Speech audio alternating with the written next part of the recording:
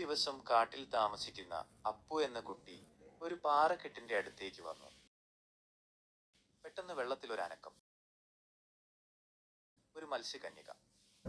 നിങ്ങൾ ഈ വെള്ളത്തിലെ മീനാണോ? അല്ല, ഞാൻ ഈ വെള്ളത്തിലെ മത്സ്യകന്യക രാജ്ഞിയാണ്. ഈ കടലിലെ എല്ലാ മീനുകളെ രാജ്ഞിക്ക് അറിയാമോ? അവരെ നിനക്ക് ഭയമാണോ? ഇല്ലേ ചെറിയ കുട്ടി, അവർ എന്റെ കൂട്ടുകാരാണ്. അങ്ങനെ അവർ നല്ല കൂട്ടുകാരായി. മത്സ്യകന്യക അപ്പുവിനെ ഒരു ശംഖ് സമ്മാനമായി നൽകിക്കൊണ്ട് പറഞ്ഞു, നിനക്ക് എന്താവശ്യമുണ്ടെങ്കിലും നീ ഈ ശംഖ് തടവിയിൽ ഞാൻ വരും.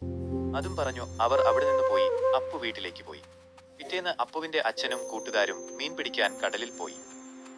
മോനെ, ഞാൻ മീൻ പിടിക്കാൻ പോകുന്നു. ഞാൻ നിനക്ക് ഇത്തവണ ഒരു വലിയ മീൻ കൊണ്ടുവരും. ശരി അച്ഛാ, സുരക്ഷിതമായി പോവുക. എന്റെ അച്ഛനും കൂട്ടുകാരും മീൻ പിടിക്കാൻ കടലിൽ പോയി. പക്ഷേ അച്ഛനും കൂട്ടുകാരും വരണ്ട സമയം കഴിഞ്ഞിട്ടും അവരെ കാണാതെ അമ്മയും മകനും കടൽ തീരത്ത് നോക്കി നിന്നു. എത്ര ദിവസമായി അദ്ദേഹം പോയിട്ട്? എന്ത് പറ്റി ദൈവമേ? അദ്ദേഹത്തിന് അച്ഛൻ ഇപ്പൊ വരും.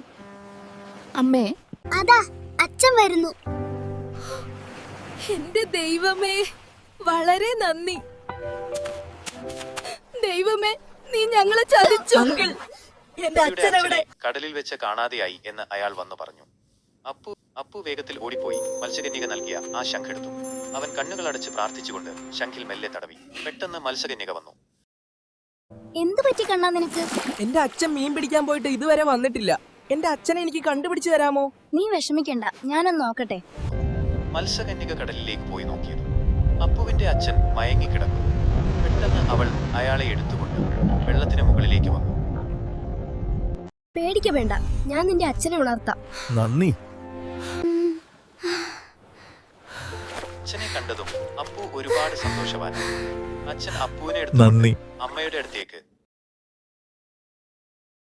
ചാച്ചി, ഞങ്ങളെത്തി. എന്റെ പൊന്നു മക്കളെ. അമ്മേ. അങ്ങനെ അവരെ സഹായിച്ച മത്സ്യകന്യകയോട് അവർ കുടുംബത്തോടെ ചെന്ന് നന്ദി പറഞ്ഞു. അങ്ങനെ നിങ്ങൾ ഞങ്ങളെ രക്ഷിച്ചു. ഒരുപാട് നന്ദി. സാരമില്ല, നിങ്ങൾ സുരക്ഷിതരാണല്ലോ.